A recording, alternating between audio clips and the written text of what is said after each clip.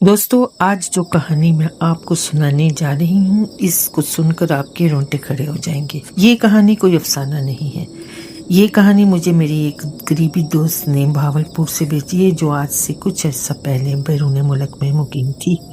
और इस कहानी की खास बात ये है कि ये वाकया एक औरत ने अपनी जुबानी बयान किया है, जो आज तक इस राज का बोझ दिल पर लेकर फिरती है।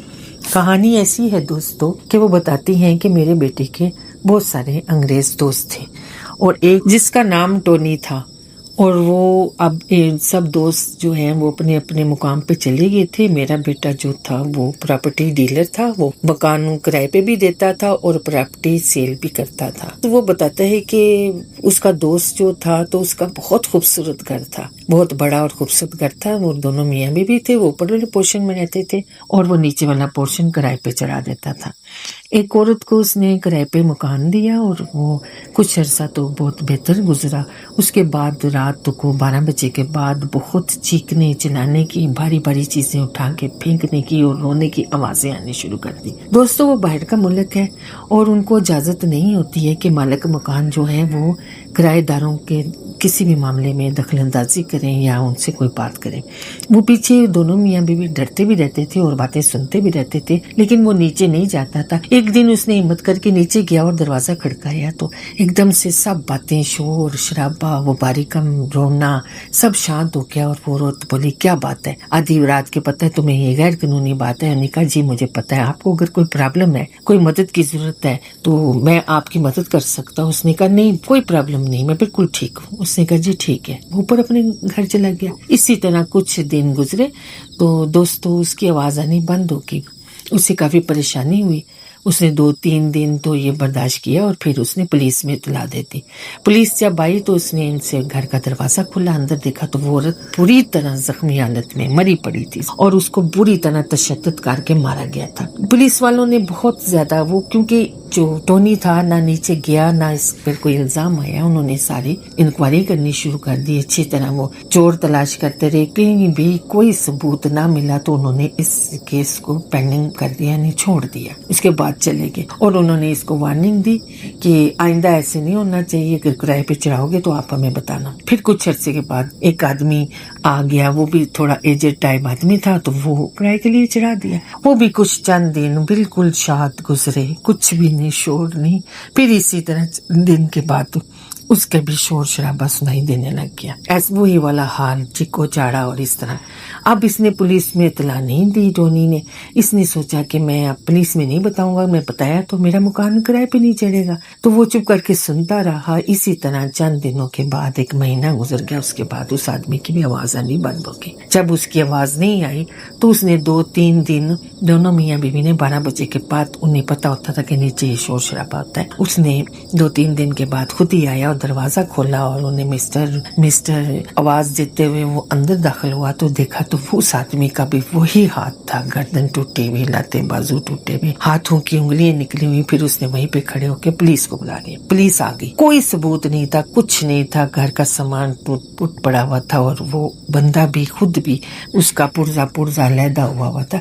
पुलिस वालों को बड़ी हैरानगी हुई और फिर वो जाते वक्त जब उन्होंने सारा कुछ लाश समेटी और उन्होंने टोनी को कह दिया कि तुझे वार्निंग देते हैं कि अब तू ये किराए पे घर नहीं चढ़ाएगा, और जब चढ़ाएगा तो उनको अपनी असल बात बताएगा और ना ही तू ये घर बेचेगा। असल बात बताना, अगर उन्हें ये मंजूर हुआ तो तू चढ़ा सकता है, वरना हम वो उस पर पट्टी लगा के चले गए कि ये डेंजर है। टोनी ऊपर चला गया। कुछ अरसा गुजरा तो टोनी की हालत बहुत गैर हो गई। उसको उन काले काले साए नजर आने लगे।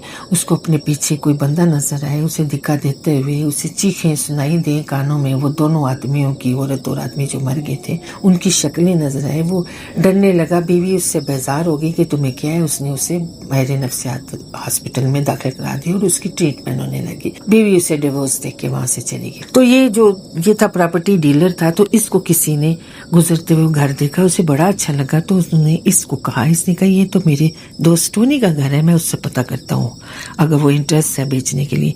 इसने जब उससे पता किया कि उसकी हालत ऐसी है तो वो नफ्सियाती हॉस्पिटल में है और बीवी भी उसकी छोड़ के चली। बीवी के पास गया और बीवी ने सारी उसको बात बताई। वो अपने दोस्त के पास गया। दोस्त ने उसे बताया, कहने का मेरी ट्रीटमेंट चल रही है और मेरी ऐसी हालत है कि میرا علاج لا علاج ہے، میں خطرناک ہو جاتا ہوں اپنی فیملی کے لیے، میری بیوی مجھے چھوڑ کے چلی گئی، اور میں تمہیں یہی مشورہ دوں گا نہ میں انہیں وہ گھر بھیجنا ہے، تم بھی اس کے پاس نہ جانا، کیونکہ وہ پراپرٹی ڈیلر تھا، اس نے اس کی بات مذاق میں اڑائی، اسے اچھی آفر مل رہی تھی تو وہ لالچ میں کہنے کا ہاں ٹھیک ہے، وہ اس کے گھر گیا اور شام کے وقت گیا اور اس نے سارے اس کے گھر کی تصویر لی، اندر نہیں گیا، اس نے جا کے ایک پارٹی ڈھونڈی اور اس کو یہ تصویر وغیرہ بتائی، اس پارٹی نے کہا ٹھیک ہے ہم وہ گھر جا کے دیکھیں گے، لیکن جیسے ہی وہ رات کو سویا تو اس کے ساتھ بھی وہی کچھ ہونے لگا جو کہ اس کے دوست کے ساتھ ہوتا تھا، اور وہ مرے ہوئے دو آئے اس کے پاس اور وہ اس کے ٹانگے بازو کو مطلب کھینچے، اسے تکلیف ہو، ظاہر تو کچھ نظر نہیں آتا تھا، وہ چیخے چاڑے مارے اور خطرناک حد تک راجے کہ اس کی بیوی بیٹی اور ماں تھی، وہ ان دونوں کو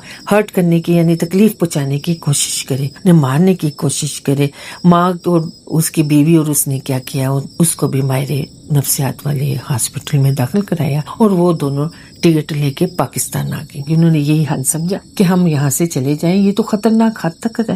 اس کی بھی حالت بہت غیر ہو گئی دوست کی طرح، وہ جب وہاں گیا تو کہنے کہا یار مجھے معاف کر دے، میں نے بڑی غلطی کی ہے کہ میری یہ حالت ہو گئی ہے، لیکن اس کی ماں نے کہا کہ میں اسے یہاں چھوڑ کر نہیں جاؤں گی، اس کی حالت اتنی غیر ہو گئی ہے کہ یہ چیخیں مارتا ہے اور اسے بار بار وہ گھر نظر آتا ہے اور وہ نیچے والے پورشن میں اپنے وجود کو دیکھتا ہے، جیسے کہ پہلا ٹونی دیکھتا تھا تو اب اس کا دوست دیکھتا ہے۔ تو اس کی ماں نے ٹکٹ کرا کے بڑی مشکل سے اجازت نامہ لے کے بیٹے کو بھی پاکستان لے آئی، وہاں آ کے اس نے اس کا روحانیت علاج کرایا، کچھ کیا تو اسے پتہ چلا کہ وہاں پر اس کے نیچے والے پورشن پر کوئی ایسی چیزیں ہیں جو کہ کبھی بھی ٹھیک ہونے، ان کا قبضہ ہے اور وہ ٹھیک نہیں ہونے دیں گی۔ بہرحال اس کی ماں نے لے آیا اور وہ اب ادھر پاکستان کی کسی ہاسپٹل میں اس کا علاج ہو رہا ہے، وہ تھوڑا تھوڑا بہتر ہو رہا ہے، لیکن دوستو آپ سوچیں کہ وہاں کیا تھا اور کیا چیز تھی، یہ ایک مسٹری بنی رہی ہے کہ اس گھر میں کیا ہے، اور کوئی بھی اس بات کو حل نہیں کر سکا